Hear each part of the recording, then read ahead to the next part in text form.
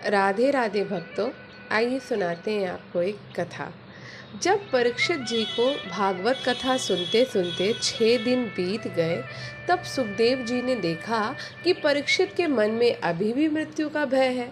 फिर उनकी इस दशा को देखते हुए सुखदेव जी ने राजा परीक्षित को एक कथा सुनाई। कथा के अनुसार एक राजा एक बार जंगल में शिकार करने गए और जंगल में शिकार करते वक्त राजा अपना रास्ता भटक गया। इधर उधर भटकने के बाद उसे एक छोटी सी झोपड़ी नजर आई। जब राजा उसके अंदर गया तो उसने देखा वहां पर एक बहेलिया रहता है जो कि लंबे समय से बीमार चल रहा था।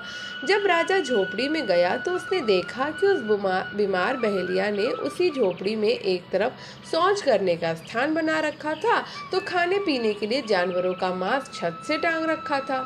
जब छोटी सी झोपड़ी में ये सब चीजों की वजह से वो झोपड़ी दुर्गंध से भरी हुई थी, लेकिन राजा के पास कोई दूसरा रास्ता न होने की वजह से राजा ने उस बहेलिया से उस झोपड़ी में रुकने के लिए निवेदन किया। इस बात पर बहेलिया बोला कि मैं हमेशा से भटके हुए राहगीरों को अपनी इस झोपड़ी में पनाह देता हूँ, लेकिन जब दूसरे दिन की सुबह होती है तो कोई यहाँ से जाना नहीं चाहता और यहीं रुकने के लिए जिद करने लगता है। अब मैं बार बार इस झंझट में नहीं पड़ना चाहता, मैं आपको अपनी इस झोपड़ी में रुकने नहीं दे सकता। ये सुनकर राजा थोड़े अचंभित हुए और फिर बोले कि मैं आपको वचन देता हूँ कि मैं ऐसा नहीं करूँगा और सुबह होते ही अपने घर के लिए चला जाऊँगा। तो राजा की इस बात पर बीमार बहेलिया राजा पर भरोसा करके उसको रुकने के लिए जगह दे देते हैं। जब राजा रात को वहीं विश्राम करने के लिए लेटता है और उस झोपड़ी की गंध उसके अंदर जा रही थी और सुबह होते होते राजा के अंदर उस गंध का ऐसा नशा चढ़ गया कि वो भी अपना वचन भूल दूसरे लोगों की भांति वहीं पर रुकने के लिए बात करने लगा। और इस बात को लेकर राजा ने उस बीमार बहेलिया से कलह कर लिया।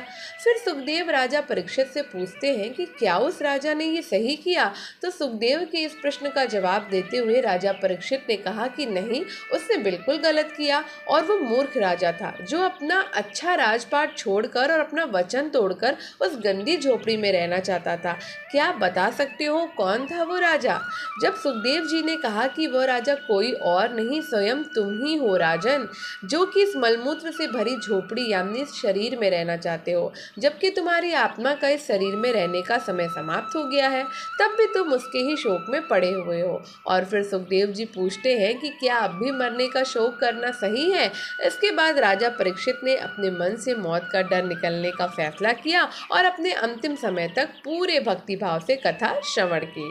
तो कैसी लगी आपको ये छोटी सी कथा? पसंद आई हो तो एक कोना कहानिका को सब्सक्राइब कर लीजिए। राधे राधे।